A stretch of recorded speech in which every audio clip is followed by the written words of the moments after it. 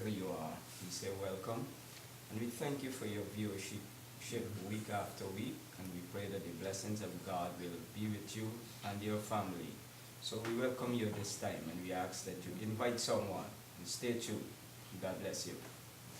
This evening we want to examine the state of fatherhood, particularly in relation to our society. In Luke 17, Jesus himself noted that hard times and trials, offenses are bound to come.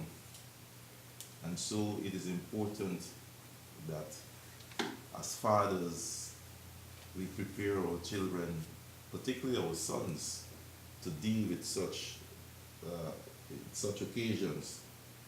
So fathers have a responsibility in this sense to cultivate an environment where values such as patience and long suffering will be developed. You know, as you look into our society, and every day you witness, you know, murders and fights, and sometimes this is prevalent, you know, among family members, and clearly there is a gap in that family when you see such behaviors forthcoming. And so offenses will come. People are very angry.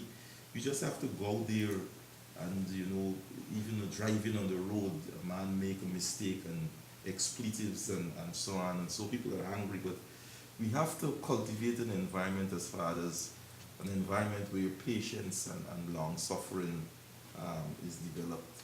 Another thing that you know I have observed in particular that may be a contributory factor to this anger is that lots of young men are not they do not experience the love of a father, and they're not validated.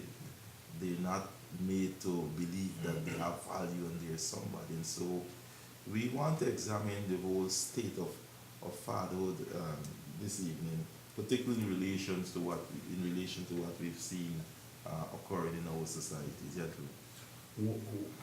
We get the impression when we look at the print and the electronic media that the perpetrators of crime, those who run afoul of the law, they are of particular one particular ethnic group. I had a shock the other day when I saw the diversity behind bars in this country, and certainly that doesn't represent what is portrayed. I was literally shocked when I saw young men and women, young men in particular, from every ethnic group incarcerated. And the problem therefore that we have, there's a perception that we might have a failure in the family in one segment of society. But what I saw tells me that the problem is bigger than I had imagined. It's right across the board. And so we are inviting a conversation. What's really going on with the state of our families, and especially we've just celebrated Father's Day. Father's Day can't just be about chicken, turkey, ham, and those kinds of things, and a celebration, and a luncheon or breakfast. It's deeper than that. We have to really revisit the whole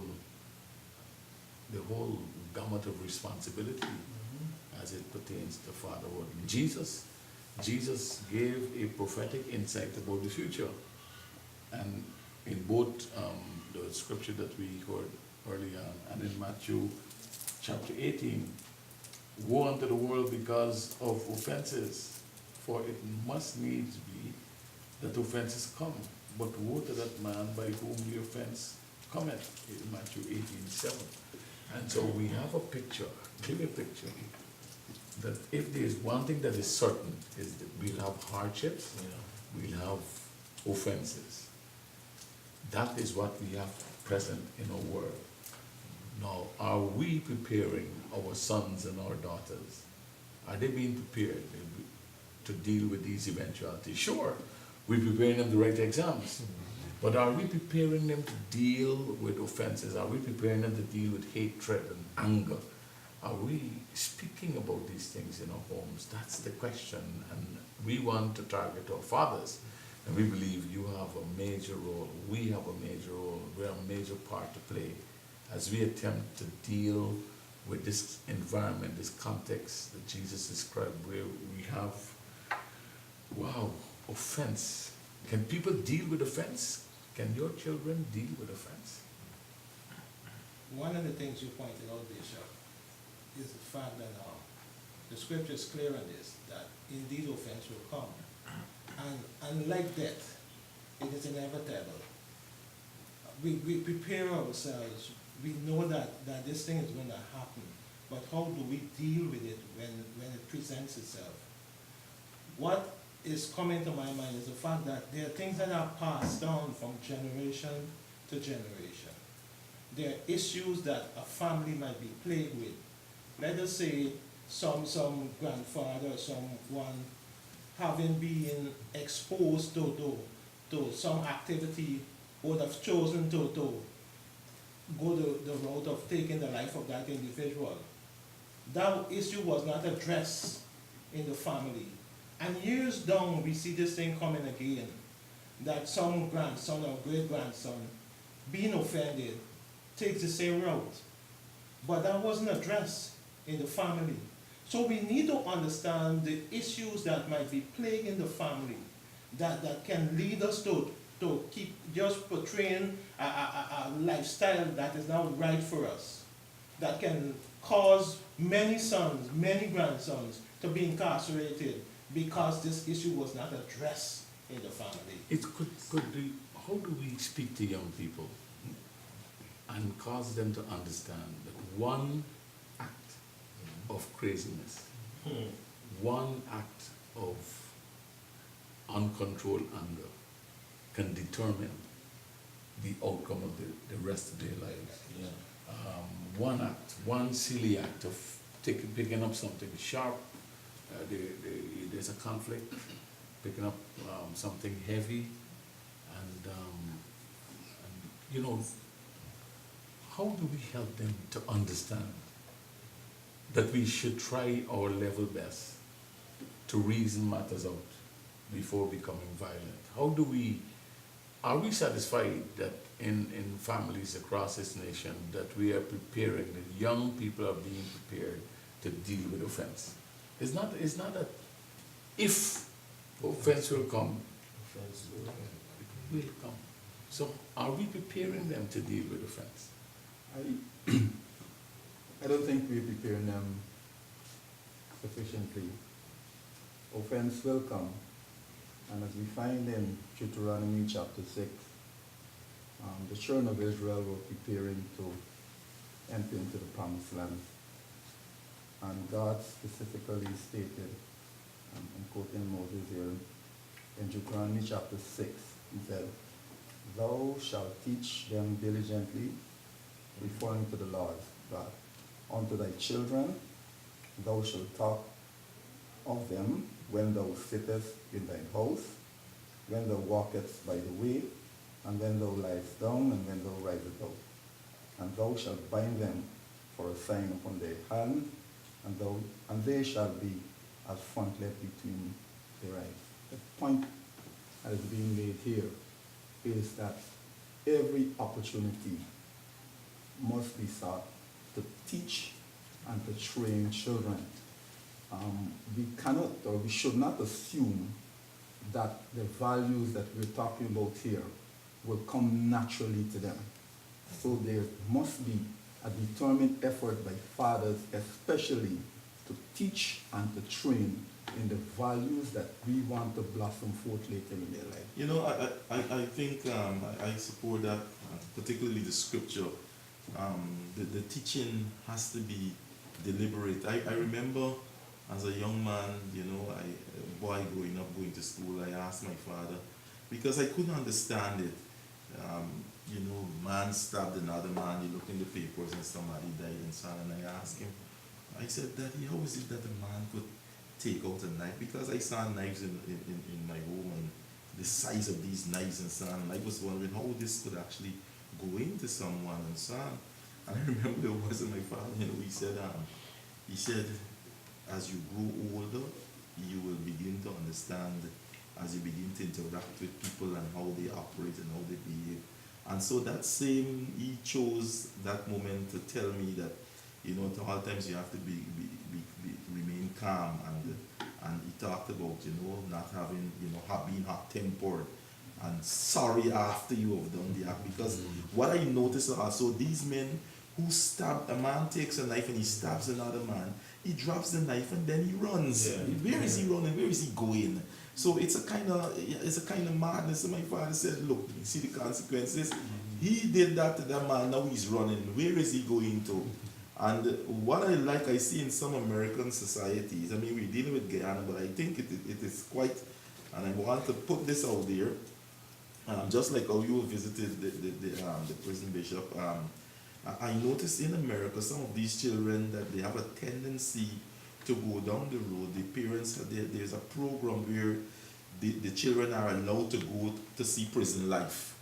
And sometimes they got the prisoners to talk with them, the wardens, and these children start to burst into tears, and then they realize that they're not as bad as they think that they are, because they get a first-hand experience. I think in some cases where it is possible, like how you went behind me, you saw let children go and see how those people actually live, how they are hurt, the pains they are feeling because of the mistakes they have made. So the teaching has to be deliberate, as Pastor Lee said. And as we consider teaching, we can never start too early.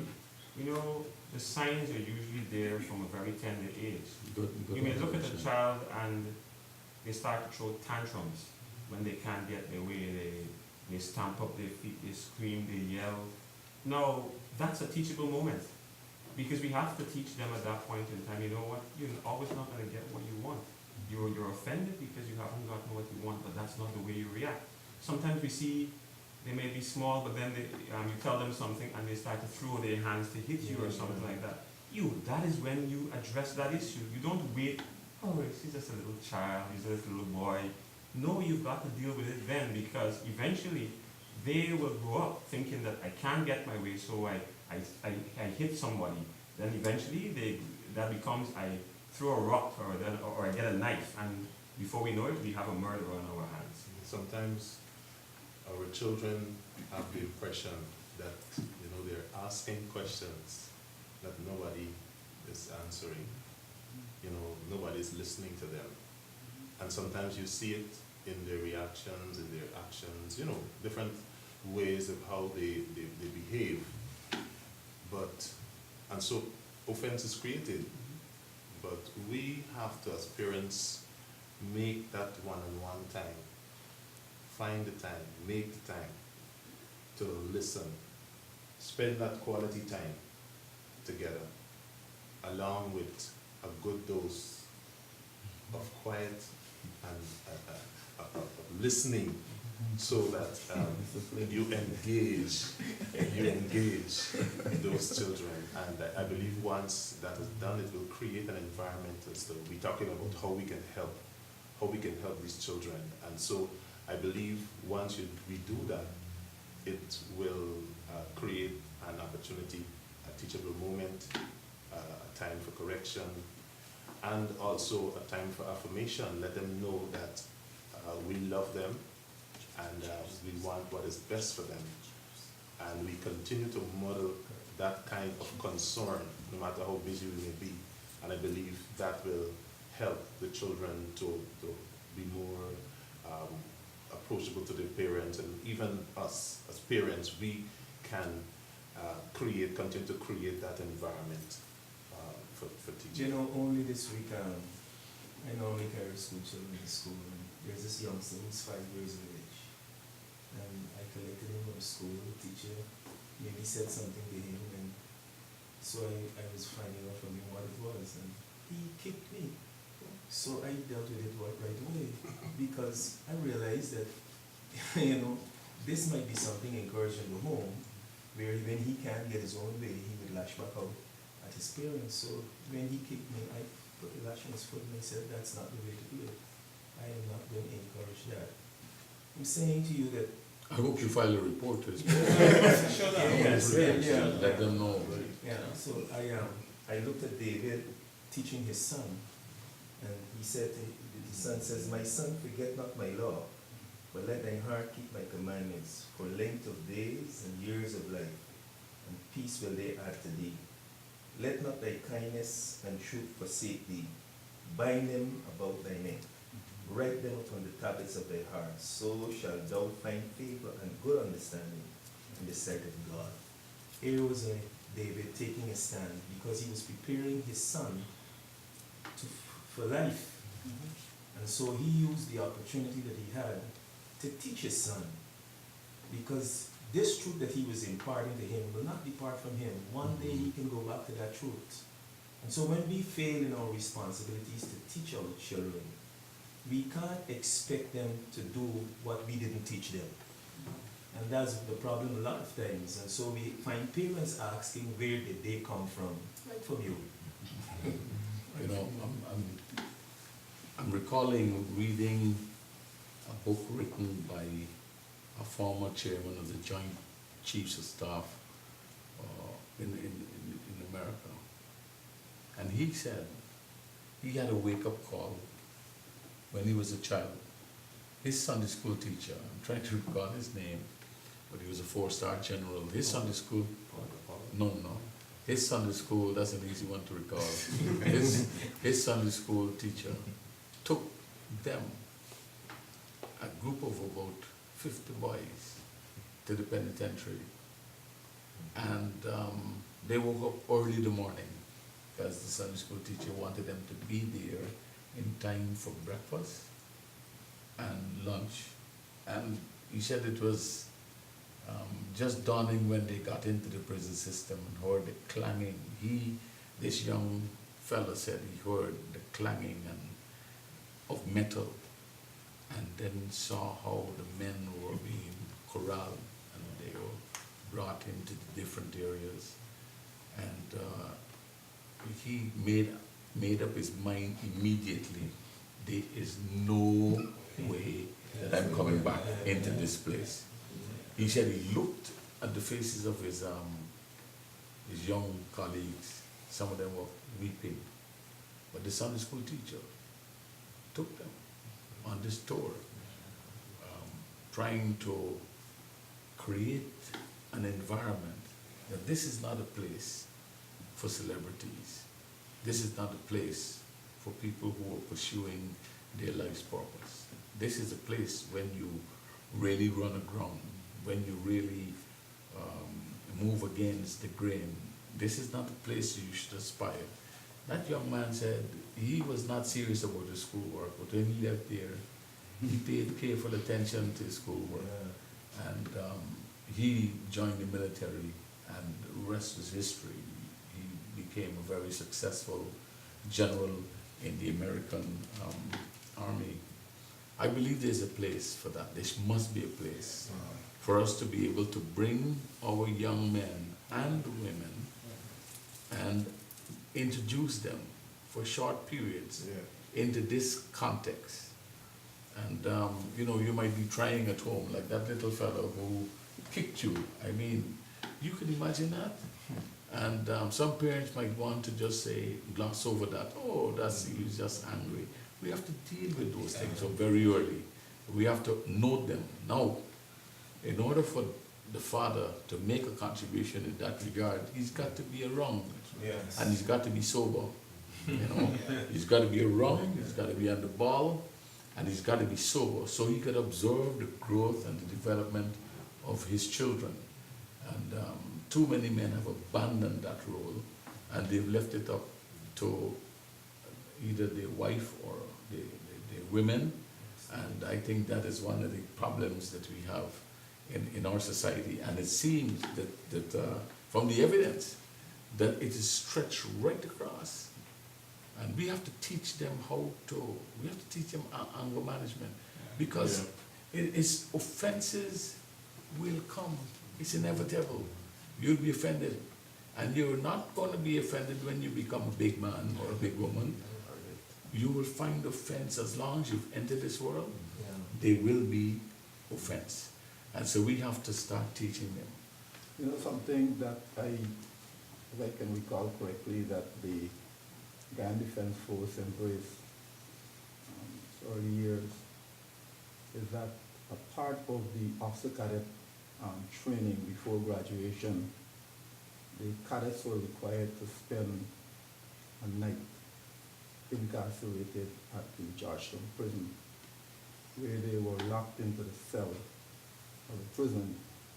I think the intent there was to let them get a feel as to what it was to be locked away. That policy is no longer embraced, but I think when it was, it had a sobering effect on those young officers, and the incident of crime and criminality was distant and far removed, quite unlike some of the infractions that we read about in the news now. Pastor Lee, I hear you, I hear Bishop, I hear Pastor Hudson, and that is commendable, but in many circles, I hear that being used as a boast. If mean serve time, it's not something so the guys are lying on the street corners and they boast about how much time they would have been incarcerated. I mean, it's ignorance, but it seems to be something that is acceptable among their peers. How do we get them to transition from that ignorance to the reality that life can be more productive in the community, in the home, in a work environment? Because when I look, when I drive, when I go into communities and I see what is happening, it leaves much to be considered as it relates to the criminal activities that are taking place and the desires of our young men not wanting to do better, but to be contented with where they are and the negative lifestyle. You've touched on something very powerful, and I'd like to make a comment here on this. You see, this whole question of serving time, being arrested as a trophy is very abnormal, very, very abnormal. And we should frown on it in every way, every place, and every opportunity we get. That is abnormality at its highest. How you can hold that as a trophy?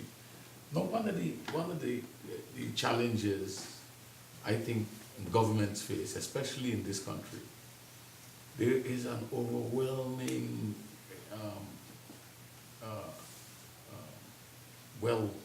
desire to build homes, to build houses for people.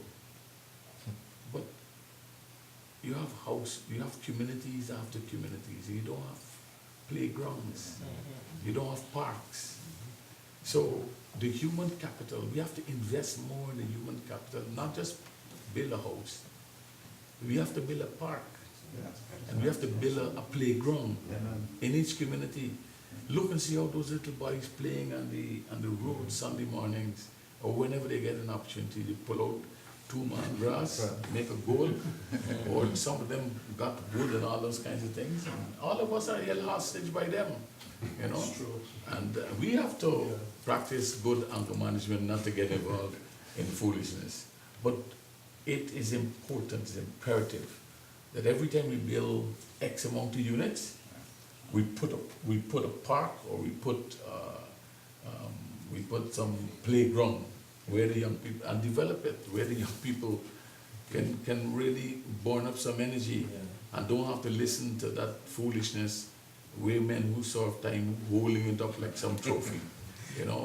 Let them go and burn the energy chasing a ball or hitting a ball, and then win a competition. That is a trophy. Bishop, I was going to make mention of that point, because lots of first of all, I don't believe those men who speak like that, they're in any significant number, because, as you said, it is an abnormality. So it might just be a few courses like that. But lots of these men, they have pent up feelings and they're searching for a release. You talked about the young man, Pastor Bill, kicking you and so on. And sometimes I reflect, because I look at my own son and I reflect sometimes on the passion and so on. And so one day I was discussing with a teacher, because they said this man, he's running around, and you know, you said little boys like to run, full of energy. And the teacher said, sir, and you know, as a father, you have to be vigilant, because I observed this. And the teacher said, what we should do is what you should do is get him in a swimming club. He likes swimming, he likes karate. You know, people believe that, you know, when you go to these karate schools, it's just about karate and hitting people and knocking them out. But the amount of the discipline that is caused, because if you don't follow the rules, the guys will hit you. So after a time, you know, you begin to understand how you are to conduct yourselves and how you are to behave. And like you rightfully said, you know, I remember as a young man, same thing, you're lineman in the scheme, and my father said to me, come. And we had the East Rhine Community Center, the Boy Scouts. So I had to join the Boy Scouts there some afternoon. He would come and he sat, and he would look at me doing the drills, right turn, left turn, and so on. And so, you know, you're developing as a young man, and you're developing discipline and so on. You have to turn up on time. If you're late, you got to do push-ups and all these things. Just like the church with the Royal Radio. So you have these facilities too, where parents can be vigilant and just point some of these things as fathers, you don't have to do it yourself. All you have to do is know it. All you have to see and point the child in a particular direction to help curb some of these I remember practices. the first time, just about the first time we went to America, there was a famous street I read about, and 42nd Street, where you had every conceivable vice manifest and offered as a business. And you had a mayor who came into the position, a gentleman who was a prosecutor. I think his name is Giuliani, and he set about to reform and to change that. One of the things he did, you know, if I remember correctly, is that Giuliani invited the guys from the basketball team, the Knicks in New York, and they went out to encourage them. They went out to the public basketball rinks and courts, and they were there, you know, and he encouraged the city to turn back on the lights up to 11 o'clock at these courts. You know what happened? Crime plummeted because they played basketball till 11 o'clock or 12 o'clock. They were so tired they couldn't commit any crime. We have to find a way, whether it be in the community or in the home, but it begins with our fathers understanding their assignment. This is Choices. Be blessed. We'll see you next week. We thank you for joining us this evening. We want to remind you to join us for our special services at First Assembly. I'm Celicia on behalf of the set, reminding you that your whole life is the sum of your choices. God bless you.